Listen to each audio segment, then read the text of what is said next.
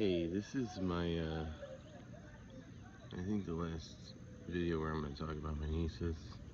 Um, and the reason I'm making it is I'm starting to feel like the main reason why everybody ghosted is that my brother using that Chomo thing as an insult. People didn't think it was an insult, people really thought it was true. So, I'm not really sure why anyone would think that, but let me talk a little bit about what kind of uncle I was.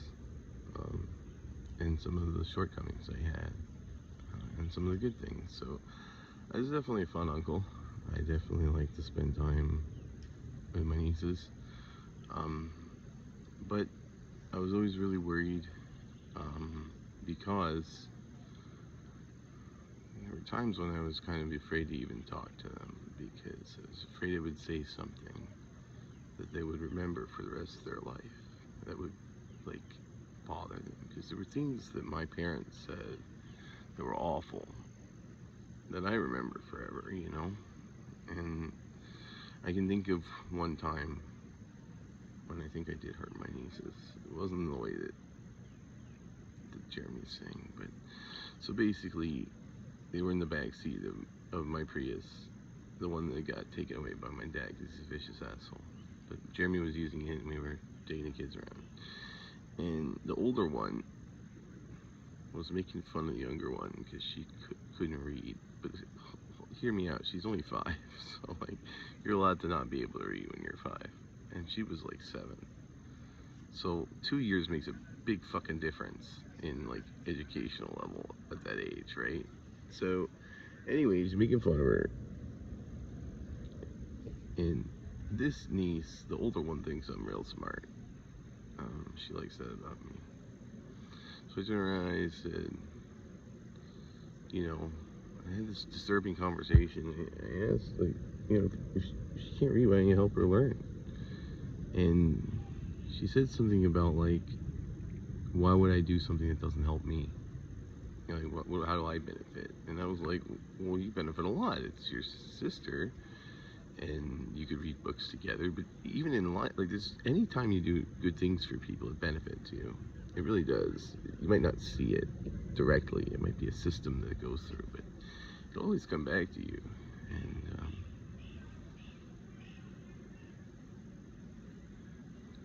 I said, as one smart person to another, because my niece is going to be a fucking genius.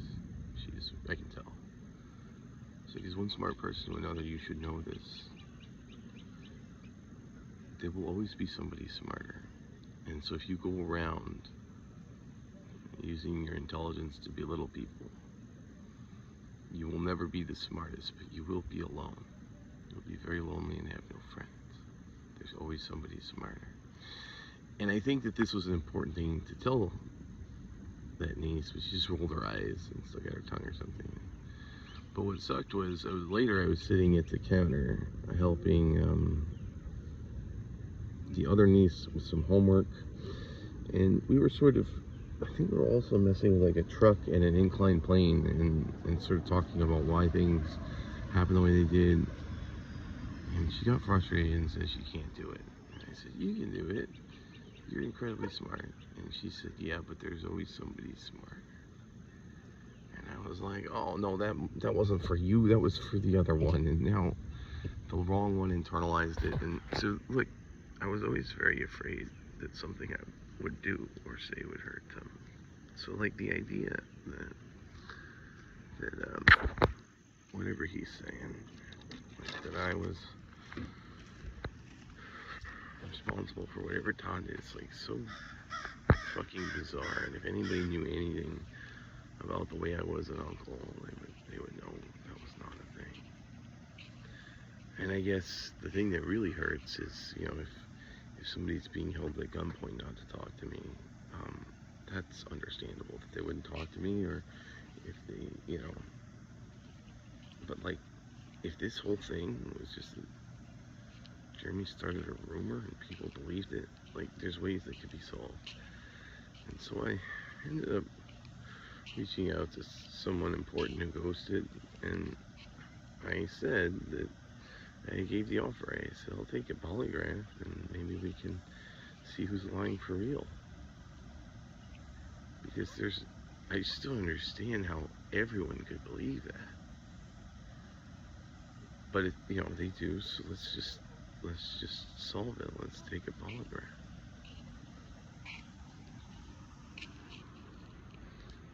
And I think that if that person doesn't take me up on that offer, then it goes to show that it's not really that. That's not the reason. It's just that people don't like me for some reason and just want to hate me for no reason, right? Because if they're really concerned, if people are really concerned, they'll want to know the truth about the thing they're concerned about. But if they're just using it as an excuse, then I guess, I don't know.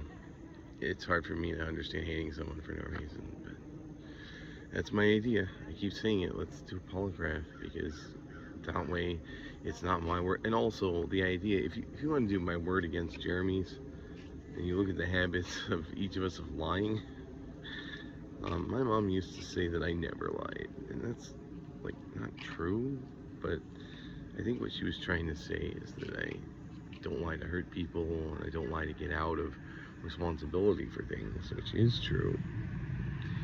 And Jeremy has a habit of doing this his whole fucking life. I don't understand why people, it just seems very obvious, but maybe it's not obvious to you guys, so just help me prove it. I can't pay for a polygraph technician because I can't pay for food, but maybe somebody who's watching this would donate they donate me an examination, like, because if you're watching this, even if you're disinterested, there's these people who are accusing me of something, and I didn't do it, and there's a reason they're accusing me, because if they let the person who really did it get in trouble, then they're in trouble too. And if somebody would just be, maybe I know there's law enforcement watching. If you, however you feel about this, if you could get me a situation where I could go to an examination like that, and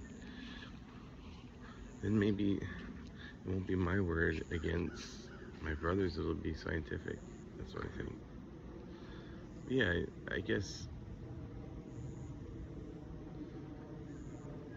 this is the last thing I'll say about my nieces. I do miss them. I try not to think about them, because the reality is I love them very much, and they're my brother's kids, and I'll never be able to have any sort of situation where I'm their uncle, where my brother isn't there. And so while I do care about them and they care about me, it's not reasonable for me to expect me to interact with a person who did something so horrible to me like my brother, just to be a good uncle, even though I want to be. And so I am sorry to my nieces, but not for what they're saying, because they didn't do that. I'm sorry that I can't come back in their lives, and I'm sorry that the way I left ended up in a situation where they came home from school and I wasn't there anymore. And that probably, I doubt they were told the truth.